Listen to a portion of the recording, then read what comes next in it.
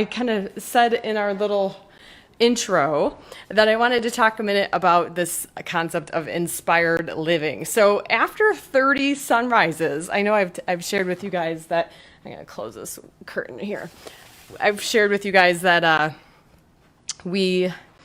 did this project Rise and Shine, 30 sunrises, and I missed a couple because of rainy days and whatnot, but for the most part it was almost 30 in a row. And after reflecting on this and getting ready for my talk for the Escape Adulthood Summit that is 5 days away, I'm really realizing that this idea of living an inspired life and being inspired is something that I really want to try to maintain, because that's what seeing that sunrise every day did for me, was put me in this inspired state where I was thinking more creatively and problems just didn't seem as overwhelming. And honestly, it just kind of turned adultitis into not a moot point, because it's always coming after you, right? But I had more strength and more fortitude, more grit to kind of endure some of the day-to-day junk, the day-to-day busyness, the day-to-day grind, the haul that kind of can take over, because I was feeling inspired. So my question for you guys tonight is, what inspires you? How do you stay inspired amidst the day-to-day? Because we all have 100,000 balancing balls up in the air. And I don't care what stage or season or who's in your house or who's not in your house or however that works, everyone is balancing a lot. So I want to find out from you guys, I'd love to hear in the comments, what kind of things do you do to stay inspired?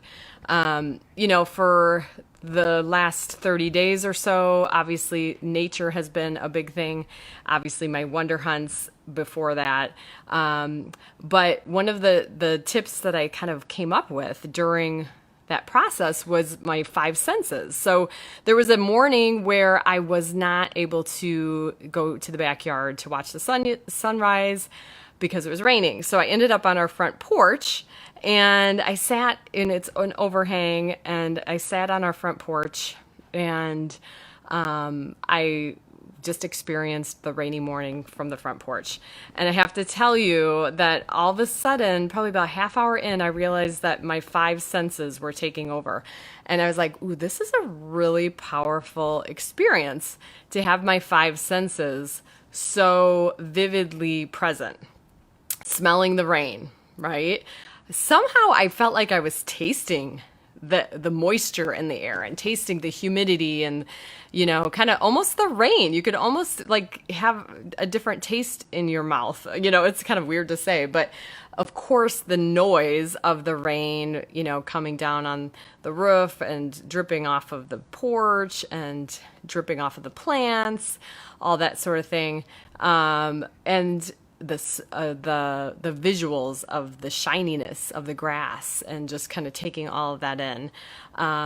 So it was one of those things where I'm like, okay, even my hands, whether I wasn't like walking around and touching wet things, but there was this idea that everything was wet, and there was a sense of touch that, that was something that was a part of the experience as well. All five senses. So that's kind of one of my tips for tonight, is see if you can come up with a way this week to have an experience where you incorporate all five senses. And it's not easy to do, to be honest, because we just kind of limit ourselves with technology and, whether it's you're sitting at a desk all day or driving in your car, oftentimes, we keep the windows up, or we do things to kind of limit our senses instead of maybe listening to the crickets chirp at night. No, we have the air conditioning on, right? So try to find a place this week where you can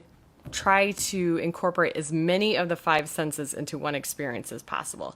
And I have a feeling that you might feel more inspired and connected. So that's a little tip for me tonight to you.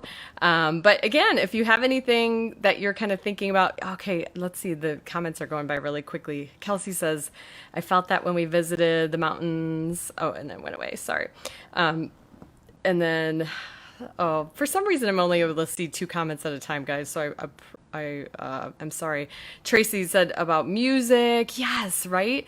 And so the idea that whatever it is that helps you be inspired, see if you can incorporate more of that this week. So that's a little tip from Escape Adulthood this week for you.